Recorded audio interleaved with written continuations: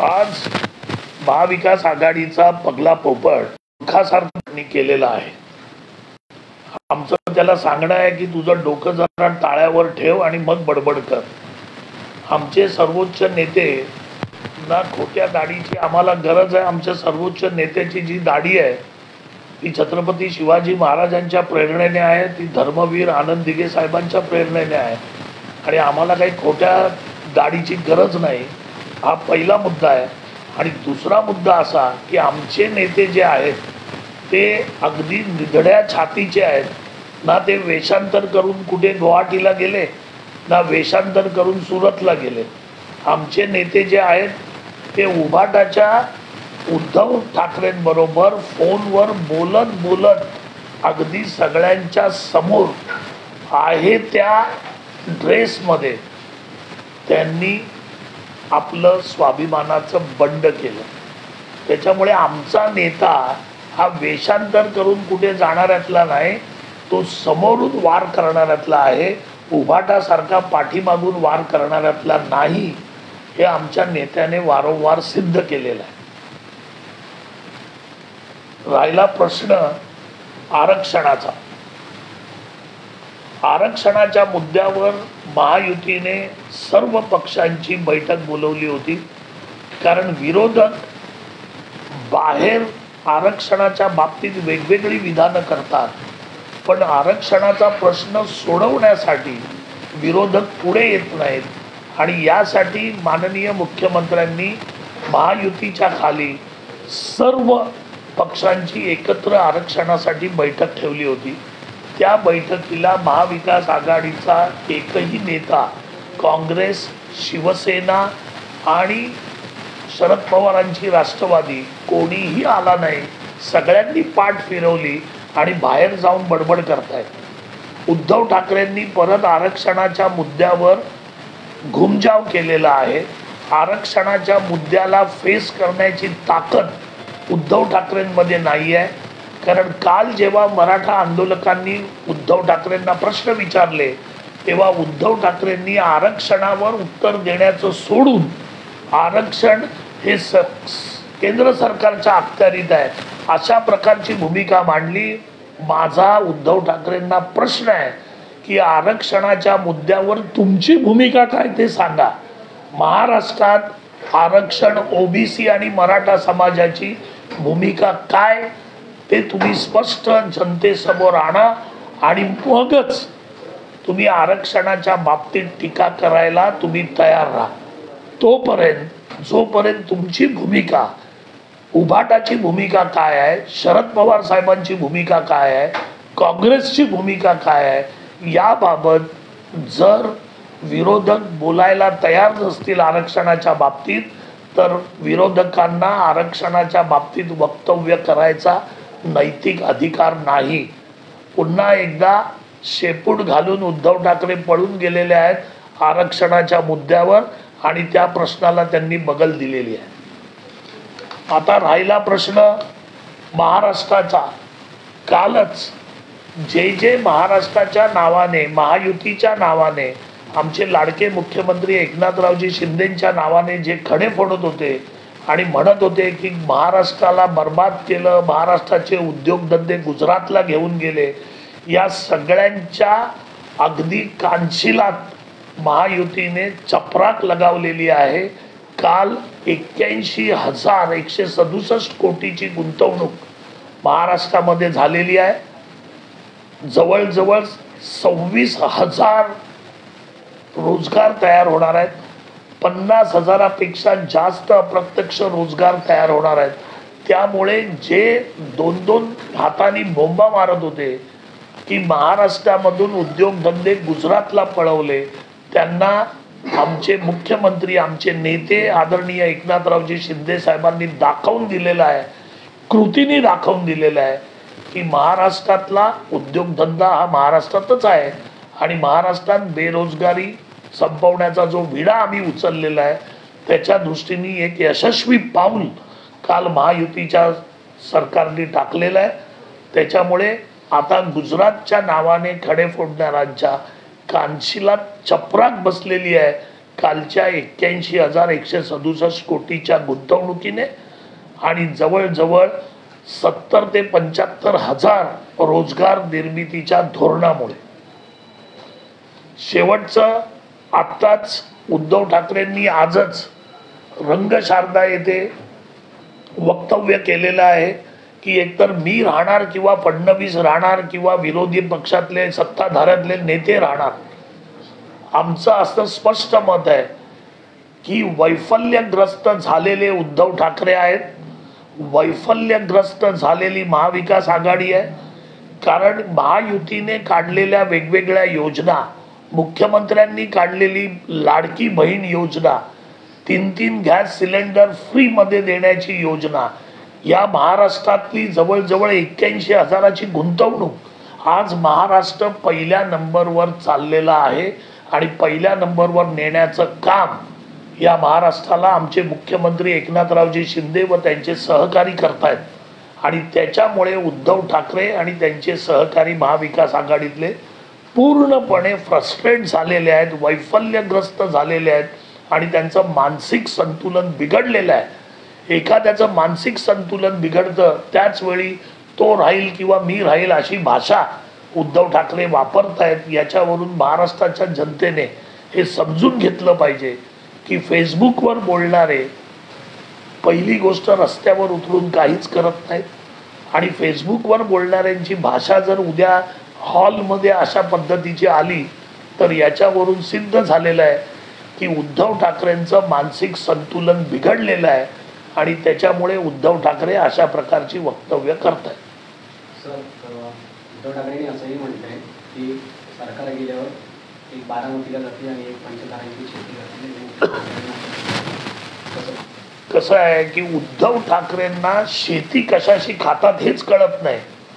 कारण ज्यांच्या हाताला कधी माती लागली नाही, जे सोन्याचा चमचा घेऊन जन्माला आले, ते शेतकऱ्यांचे प्रश्न काय सोडवणार आणि शेतकऱ्यांबद्दल उद्धव ठाकरे काय बोलणार, हा सगळ्यात पहिला आमचा त्यांना सवाल आहे.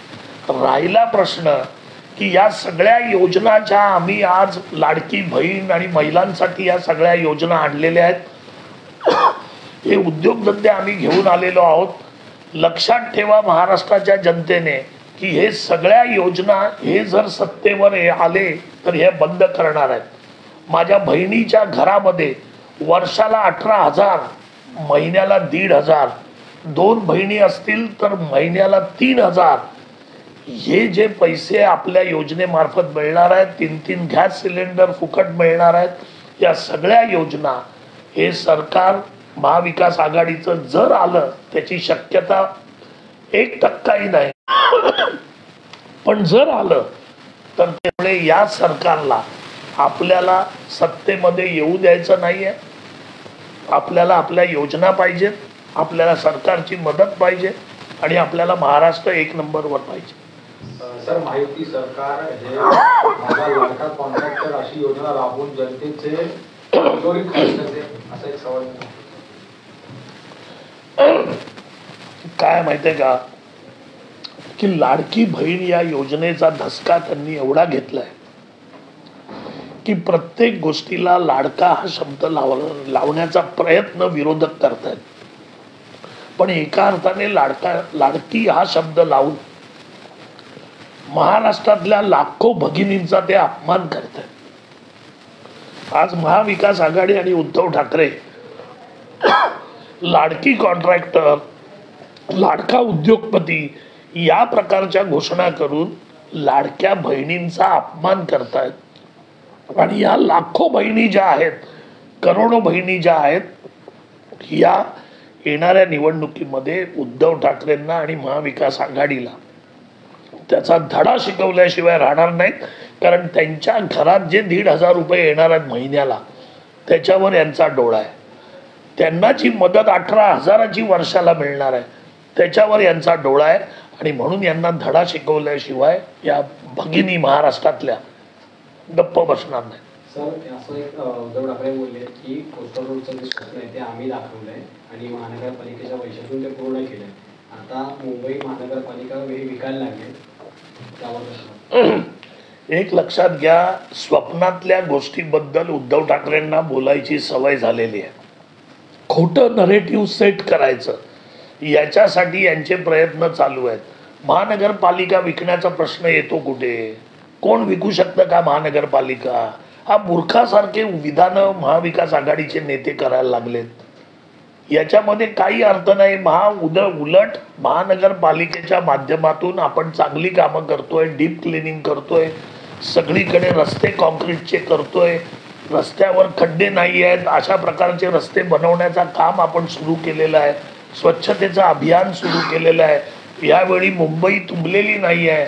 हे सगळं काम महानगरपालिकेच्या माध्यमातून महायुती सरकारने केलेलं आहे. त्याच्यामुळे महानगरपालिका विकण्याची भाषा जे बोलतायत, जे हवेत आहे ते पुढे करण्याचा प्रयत्न उद्धव ठाकरे करतायत.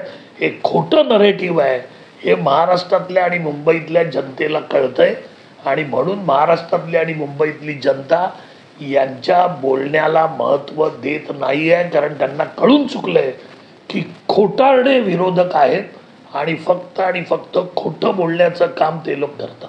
सर, एक अजूनही ते म्हणतात की मुंबईत MMRDची गरज काही आणि आमची सत्ता आल्यावर आम्ही मुंबईतून MMRD रद्द करू. आता बघा, आपण विकासाचं राजकारण करतोय. या महाराष्ट्राला विकासाच्या माध्यमातून पुढे नेण्याचं काम आम्ही करतोय. MMRDचाही त्याच्यामध्ये सहभाग आहे. MMRDचेही प्रकल्प त्याच्यामध्ये आहेत. त्याच्यामुळे मुंबई महानगरपालिका आणि MMRD हे जरी असले तरी ते सरकारचेच अंग आहेत आणि ती कामं जी करतायत ती मुंबई आणि महाराष्ट्रासाठीच करतायत. मग उद्धव ठाकरेंच्या पोटात दुखण्याचं कारण काय? कारण महानगरपालिकेला सोन्याची अंडी बनवणारी कोंबडी उद्धव ठाकरेंनी केली होती आणि आता सत्ता हातातून गेलेली आहे. आपल्याला परत काही मिळणार नाही आणि या ज्या प्रकारच्या गोष्टी वैफल्यातून जे करतायत त्याच्याकडे लक्ष देण्याची गरज नाही. सर, एक महत्त्वाचा विषय, धारावी पुनर्विकास संदर्भात त्यांनी एक मोठं विधान केलं आहे. त्यांचं असं म्हणणं आहे, एकदा सत्ता हातात येऊ द्या, अदानीच्या हातात दिलेलं प्रोजेक्ट हे माघार घेतल्याशिवाय आम्ही राहणार रद्द करणार म्हणजे. याचा अर्थ असा की उद्धव ठाकरेंना, धारावीकरांना जे आता घर मिळणार आहे हक्काचं, ते हक्काचं घर मिळू नये ही स्पष्टपणे भावना उद्धव ठाकरेंची आणि महाविकास आघाडीची आहे. हे त्यांच्या वक्तव्यावरून सिद्ध होतं. अहो, गरिबांना घरं मिळणार आहेत, गरिबांना हक्काचं घर मिळणार आहे. मग गरिबांना हक्काचं घर मिळत असताना जर उद्धव ठाकरे अशा प्रकारची भाषा करत असतील की आम्ही ते सगळं रद्द करू, याचा अर्थ धारावीकरांच्या घराच्या स्वप्नावर लाथ मारण्याचं काम उद्धव ठाकरे करतायत. अहो, ती घरं अदानींनी बांधू द्या नाही तर अजून कोणी बांधू द्या, पण शेवटी घरं गरिबाला मिळत आहेत ना. तिथे राहणाऱ्या प्रत्येकाला घर मिळतंय. पण यांची भूमिका जी आहे ती जनताच्या विरोधी भूमिका आहे, धारावीकरांच्या विरोधी भूमिका आहे आणि धारावीकरांना घर मिळू नये या एकाच भावनेतून अशा प्रकारची वक्तव्य उद्धव ठाकरे करतायत. कारण त्यांना त्यांच्या पसंतीचा कॉन्ट्रॅक्टर किंवा त्यांच्या पसंतीचा उद्योगपती धारावीसाठी घेऊन यायचा आहे. कारण कमिशन त्याच वेळी मिळेल ज्यावेळी त्यांच्या मर्जीतला उद्योगपती त्या प्रोजेक्टसाठी येईल. हे कमिशनसाठी उद्योग जे उद्धव ठाकरे भांडतायत ते कमिशनसाठी भांडतायत आणि कमिशनच्या पोटी धारावीकरांच्या घराच्या स्वप्नावर लाथ मारण्याचं काम उद्धव ठाकरे करतायत. पण ते कधीच शक्य होणार नाही. कारण ही मुंबईतली जनता, धारावीतली जनता आणि महाराष्ट्रातली जनता एकनाथरावजी शिंदे यांच्या नेतृत्वाखालच्या महायुतीलाच येणाऱ्या निवडणुकीत सत्तेवर बसवणार आहे. त्याच्यामुळे ही स्वप्न जी आहेत उद्धव ठाकरेंची ही फक्त आणि फक्त स्वप्नच राहणार आहेत, ही वास्तवतेमध्ये येणार नाहीत. सर, खाली एक बोला हिंदी में, पोपट से भी आते थे बोला। हाँ, वो एक